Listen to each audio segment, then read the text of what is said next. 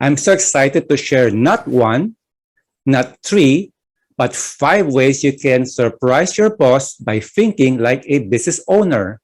Let me start with this brief example. I work for a beverage firm. It's proudly Filipino. And then we have a partnership with a global soft drinks company. And they don't have a factory here in the Philippines, but we do. So the arrangement was that they're going to use our factory. We're going to produce their product for them, but we're going to use their formulation. We're going to buy their materials, and we're going to observe their stringent requirements. And I was sitting in this operations review where the operations head talking to the business owner, "Sir, we're incurring a lot of rejects in this tall packing arrangement." Why? Because we've been producing so much products that what would be good, acceptable in our standards, failed in their standards. So we have to throw away a lot of products. We are losing money. Now, if you were the business owner, you'll say, okay, let's kill the project. No, he did not say that. He said, I don't mind because I'm after the learning to become world class. And true enough, we got our act together. We met their standards. We became profitable after that. And even after that arrangement has been terminated, our factory continued with those best practices. And now when the business owner was producing his own brands, he is now world class. And this gives you an idea of being employee mindset. An employer mindset.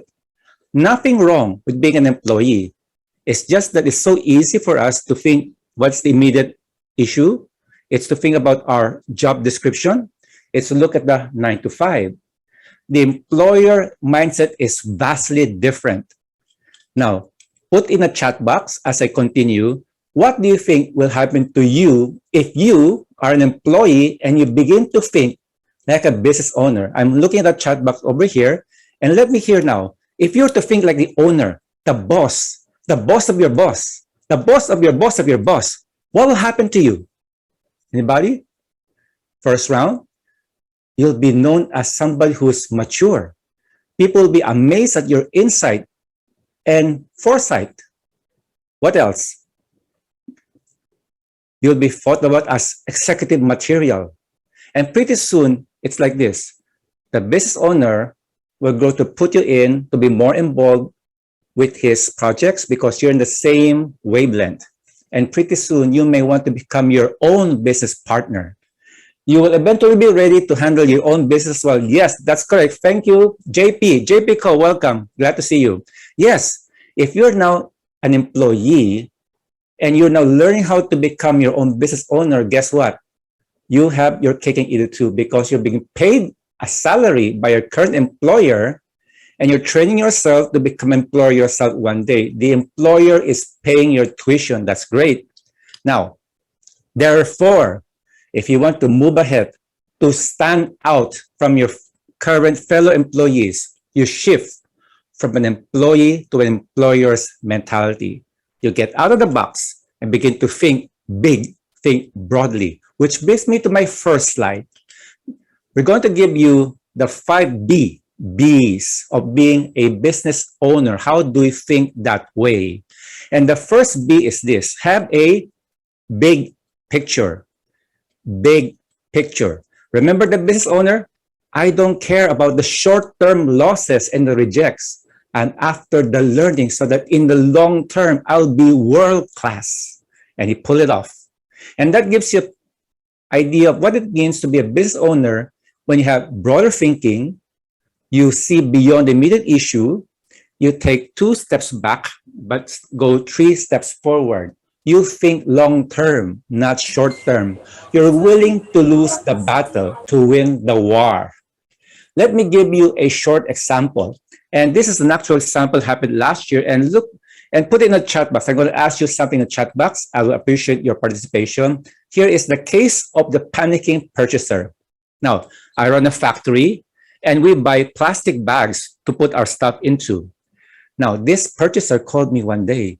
Please help me. I'm the one who orders the plastic bags you use for packing. I ordered 3,000 bags of the wrong spec. They're too long.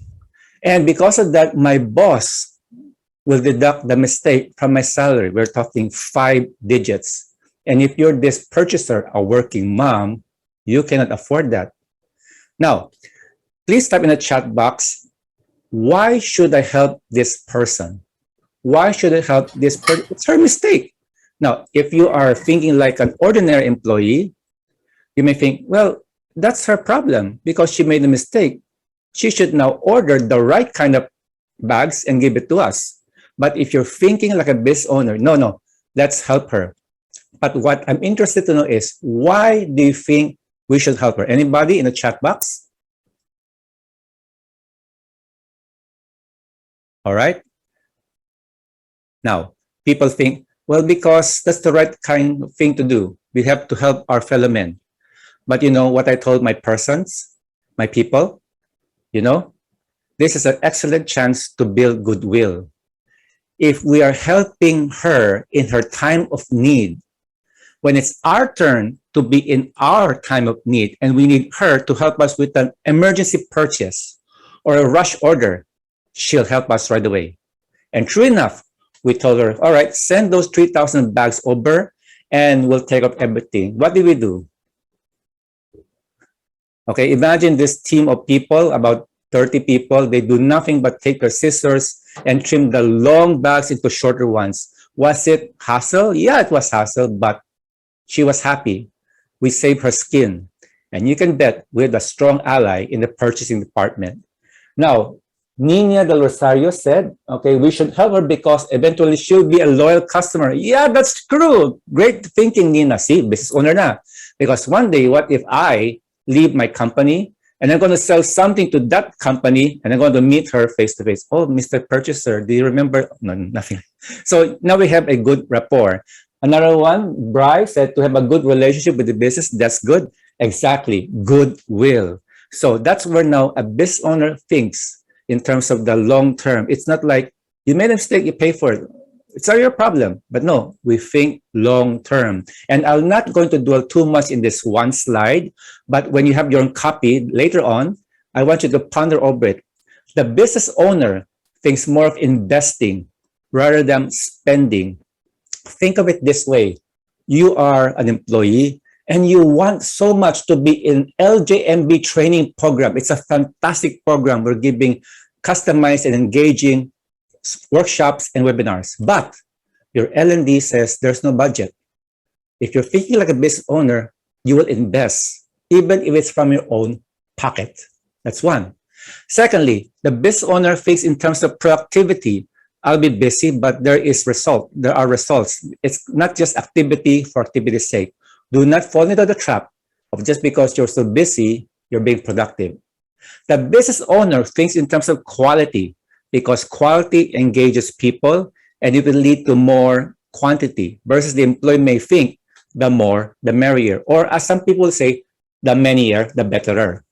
Now, the other one is the business owner will think more people than profits. A no-brainer would be like this. Supposing I have a project, but it's going to pose safety hazards in my factory. I will kill the project because I'll prioritize the safety of people rather than the big profits I'll be able to produce. The other one, as I said, in the case of the purchaser, the business owner thinks first of goodwill, establishing trust and relationship with the potential customer, whereas the employee thinks sales agad. The other one will be the business owner thinks about the reputation. I like what Louis Banta said, work hard so that you do not need to be introduced. Whereas in the employee, you may just be after the sales, because I have a quota to keep. But the business owner, no. Let's deepen the relationship and find out what else we can do for him or her. Here's my favorite. The business owner goes for priorities than schedules. I let it for you to think about what's the difference between priorities and schedules. The business owner schedules priorities. The employee prioritizes schedules, even if the schedules are not the strategic things to do. So far, so good? Now, yes, you are investing in your own personal growth. Thank you, Nina. Right. Now, letter B, number 2. You build bridges. Like I said, that person, but business owner, made an alliance with this global company. We're building an alliance. We are having this thing called collabs. And that's why if you're a business owner thinking person, you're now thinking of alliances. Somewhere you can have your own Justice League or Avengers, where you can complement each other's strengths and have win-win. Here's a very simple example. This is a Borg cube. Now, if you don't know what's a Borg cube, you're not watching enough Star Trek. Just kidding. It is a plastic palette. It's a toy representation of a palette. It's a plastic palette, okay? And I don't see any people say, yes, Star Trek forever. Now, I used to work in this firm that produces plastic trash bins, the one on the left, you see there. You see them all over the place in the mall and park, this basurahan, where it's made of plastic. That's what we do. At one time, we were in this trade exhibit where we have a booth and it's all our models for the trash bins everywhere. And the Singaporean guy came in and took a look. And this salesperson, his name is Sandy, asked him, sir, would you be interested to buy any of these plastic trash bins? The Singaporean guy said, no, I'm just a guy who is distributing these plastic pallets. Now, if you're an employee mindset, if you're Sandy, you'll say, okay, thank you very much. Hope to see you again one day. But Sandy has a business owner thinking. Let me, sir, Mr. Singaporean, introduce you to my boss. Okay, we're going to arrange a meeting with you, and then I want us to have a dealership. See, now Sandy's thinking more like a business owner. I spot an opportunity. I'm selling trash bins, but I have my own network here of customers. And you, Mr. Singaporean, you need your own set of contacts, which I have. So let's now work together. Let's sign an agreement wherein we will be your authorized dealer of your paleta. And true enough, that contract has been sealed. And guess who's the #1 salesperson in our company who tripled his sales commissions in the first year? Sandy. See, that's an example of having a business owner mindset. And then you are building alliances wherever you can. Let me give you the third business owner mindset. It is a business case. Have you ever had this experience where you need funding for your project? You need to have a budget to go for a business travel, or you need to have funding to be going to a webinar or seminar by LJMB. For that, you may have to have the skill of writing a business case. And this is where you get to sell your ideas. Remember, a business owner keeps on selling. He gets funding and he gets to engage people. For that, you must have a compelling, notice, not just convincing, but compelling business case. And here is a 4-step program. I teach business communication, technical writing. Here's one snapshot. How do you write a business case? Well, there are 4 questions you will have to answer and answer well. First, what do we need to do? What is the job to be done? What problem are we solving? Number 2, why are we doing this? Is it because it's a safety issue? Is it because this thing keeps on destroying the quality of our products? Is it because we want to expand? Is it so that we can make more money? And then, third question, what would it take? What do I need now from management? What resources will I ask for? Is it a CapEx? Is it more time? Is it travel? What is it that you want to have? Then last but not least, and this is the one wherein many people, they fall short. What's in it for the boss? What's in it for the company? If I were to give you this money, Mr. Employee, what do I get in return? Always think about in terms of pesos. Here is an actual example just made this month. It's an actual business case. The figures are disguised, but the concept is the same. All right, so here it is. We are actually after a new forklift. Okay, we are after a new forklift, but because, the company is also on the budget, we have to also convince them how to, give us the budget for forklift. So instead of saying that, we're spending a lot of money for repairs, it's 430,000 plus so far. However, the business case which I trained my person to write is this. It is short-sighted to just look at the repair costs. The real penalty of having a broken down forklift is that we're losing production time because we use the forklift as an integral part of our production process. No forklift, no production. And last year, we lost something like 3 million pesos because of lost production time. This year, the forklift has been with transport department for repairs for about 3 months. Since then, we're incurring losses, which you compute to be equal to 3.5 million pesos, and it is still rising. Now, if you know that, and I ask you, what is the cost of a forklift? Anybody can get a guess? How much is a new forklift thereabouts? Remember, we're losing 3.5 this year, climbing. Last year, about 3 million. What would a new forklift cost? Yes, downtime is costly. Yes, thank you. Nina, I don't know if are you in operations or something. The answer is 1.5 million pesos. And therefore, the business case like this, look, you're already spending so much wastage, which if we had already tackled it early, it's already the cost of the forklift. Now it's like 2 or 3 forklifts. So please give us the new forklift. And true enough, it's up for XCOM for approval. That's an example of a business case where you have to also deal with numbers, tell them what you need to do, what you need, what it takes. Give me 1.5 million. What's in for return? Well, you stop the bleeding. You're going to have 4 million plus by the end of this year. Give me the new forklift. Okay. So far, so good. You've seen an idea how to make a compelling business case. And therefore, if you're an employee, thinking lang like an employer, you're thinking of the employer's money and resources. You're thinking how to protect his business, his assets. That's how you also make a business case. And by the way, this can be a good way for you to exercise making a business plan if you plan to be an entrepreneur or an elevator speech or a pitch to investors. Okay, now, second to the last, fourth. The fourth B of thinking like a business owner is to engage in what we call borderless thinking. It's my way of saying you think outside the box, lateral thinking, you go beyond the obvious. And here are the 4 steps. Now, if you are into PSDM, problem solving and decision making, this is a bonus round for you. There are 4 C's which I'm proposing. 1, challenge the limiting belief. Have you ever had this person, we need to solve this problem. Oh, sir, no budget. Sir, with her, always this problem, never change. Or you have this particular, sir, we lack people, we lack know-how. Challenge those limiting beliefs because the problem may be your limitation to the problem.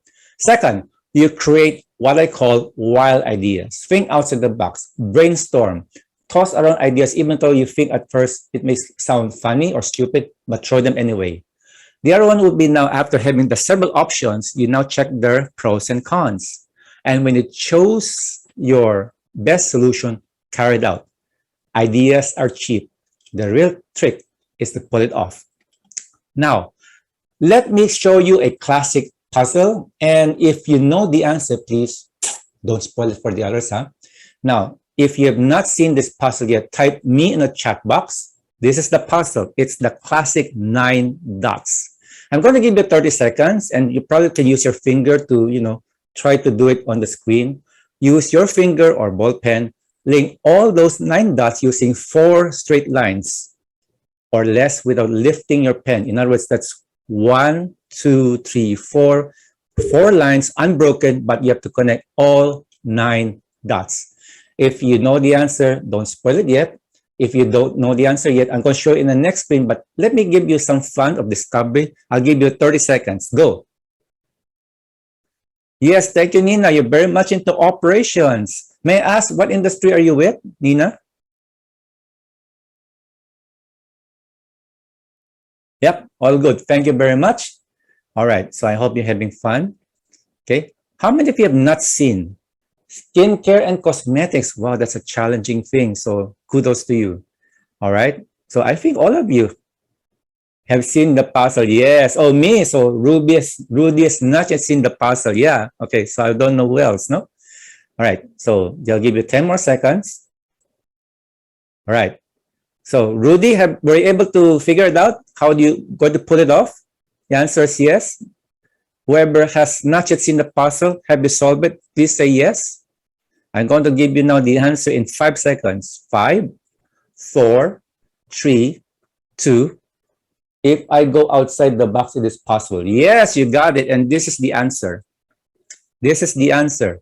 Okay, many people, when they have this for the first time, they try to have all those 4 lines within the 9 dots. And then when we show them this solution, they say, it's unfair. You just went outside the box. But listen carefully. What box? It's 9 dots. You're the one who's putting the box on the 9 dots. And that's what I meant by having limiting belief that is actually not there. The first step of borderless thinking is to lay out all your assumptions. And then hopefully other people will uncover your unspoken assumptions. And then you'll see, why is this supposed to be happening? Why is this the case? You challenge that thing, which it may be a limiting belief. Last, we have the board of advisors. Okay, whenever I would counsel people, whenever I would interview people, one of the things I'm interested about is this. Who are your sources of wisdom? Who would you turn to when you have a life-changing decision to make? Who is that person you listen and you comply? I'm after that because remember, the wrong mentors, the wrong advisors, wrong advice. Wrong advice leads to what? Wrong action. Wrong action leads to disaster. So I'm always curious, what will be your sources? Who are your sources of wisdom? If you want to become a business owner, you are having, of course, your own board of directors, board of trustees, board of advisors. And if you want to stand out in your workplace, you want to surprise your boss by thinking like a business owner, you may also want to have your own board of advisors. And these will be your sources of wisdom, your secret weapons, your dollar friend. Have also people who are experts in their fields. And then your boss will be surprised. How come you know this? It took me years to know about that, but you know. Well, that's your secret weapon. Your tribe of mentors, as a book by Tim Ferriss would say. So this is valuable, huh? Imagine if you're not yet an entrepreneur. You're still a salaried person. Think of yourself as you Incorporated, Nelson D Incorporated, Nina Del Rosario Incorporated, Ray Marcelo Incorporated. And who would be your board, your trusted board, which will help you to ever achieving success? So far, so good. So therefore, what will be the 5 steps of thinking like a business owner? 1, have a big picture. You go beyond the obvious.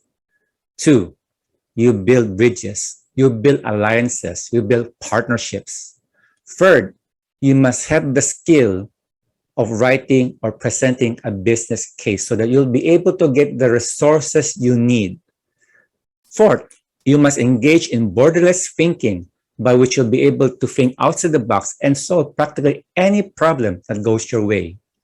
Last but not least, board of advisors. Who are the trusted mentors, advisors you have to help you along the way? And because of that, you'll be accelerating your own success and your learning.